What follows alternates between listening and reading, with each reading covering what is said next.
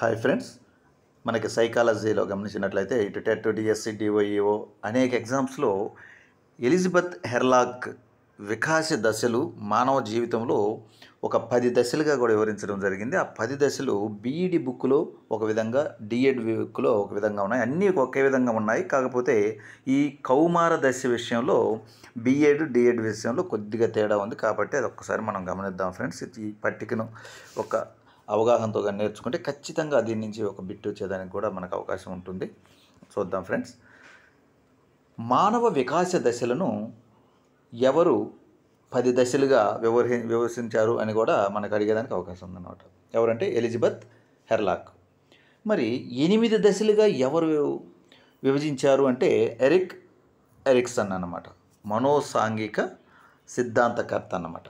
Okay, ఇక్కడ మనం గమనిద్దాం. చూడండి ఫ్రెండ్స్, జైగోట్ దశ అంటే పుట్టక ముందు ఉండేటువంటి దశ, అంటే కడుపులో పిండం పెరుగుదల అయ్యి డెలివరీ ముందు వరకు ఉండేటువంటి దశ జనన పూర్వ దశ అంటారన్నమాట. ఓకే, ఇది అన్నిట్లో కూడా ఒకే విధంగా ఉంటుంది. ఇక పుట్టుక నుండి మొదటి 2 వారాలు నవజాత శిశువు దశ అంటారన్నమాట. బాగా గుర్తుపెట్టుకోండి, ఇది చాలాసార్లు అడిగారు అన్నమాట.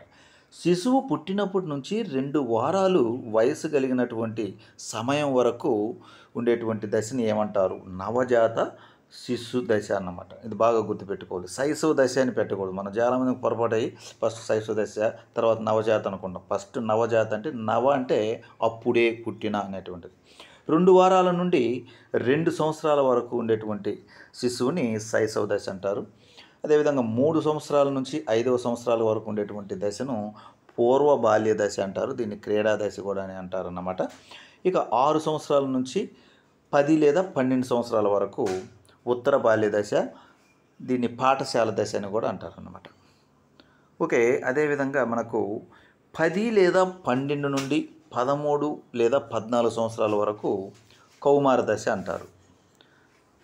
ఇక్కడ 10 లేదా 12 నుంచి 13 లేదా 14 వరకు అంటే జనరల్గా అయితే కౌమార దశ అనేటువంటి ఒక పదమే వాడాడు మనకి ఏరే ఈ యొక్క బిఎడ్ బుక్లో. ఇక డిఎడ్లో మాత్రం పూర్వ కౌమార అన్నాడు అనమాట.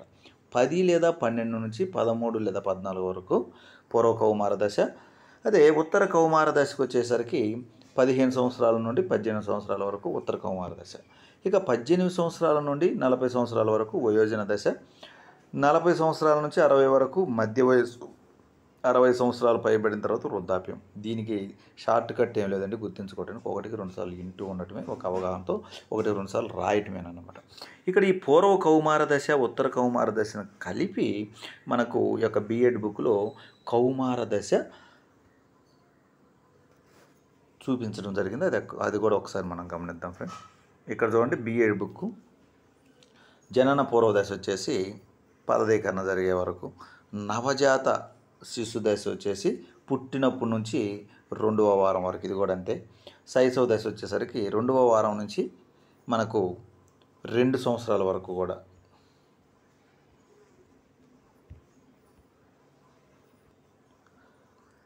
చూడండి, ఇక్కడ పూర్వ బాల్య దశ 2 నుంచి 6 సంవత్సరాల వరకు, ఇది కూడా కొంచెం చిన్న మార్పు ఉందన్నమాట.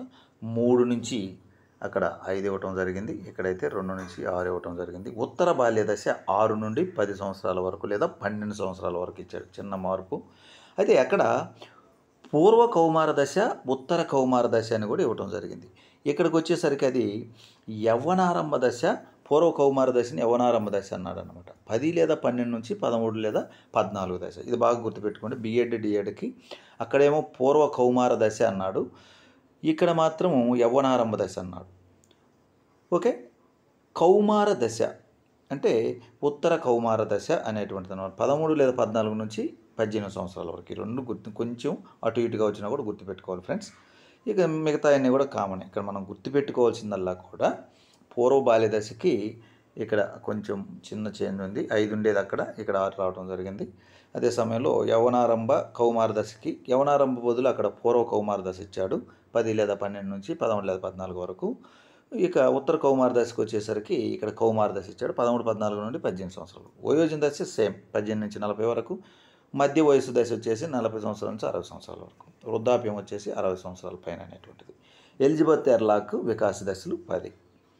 మరి ఎరిక్ ఎరిక్సన్ యొక్క వికాస దశలు ఏంటంటే 8 గుర్తుపెట్టుకోవాలి ఫ్రెండ్స్ బాగా మనకు. ఓకే ఫ్రెండ్స్, మొదటిసారి మన ఛానల్ చూస్తుంటే సబ్స్క్రైబ్ చేసుకోండి, లైక్ చేయండి. చిన్న చిన్న ఈ బాక్స్ ఐటమ్స్ మీకు అందించడానికి ప్రయత్నం చేస్తాం. Thank you friends, all the best.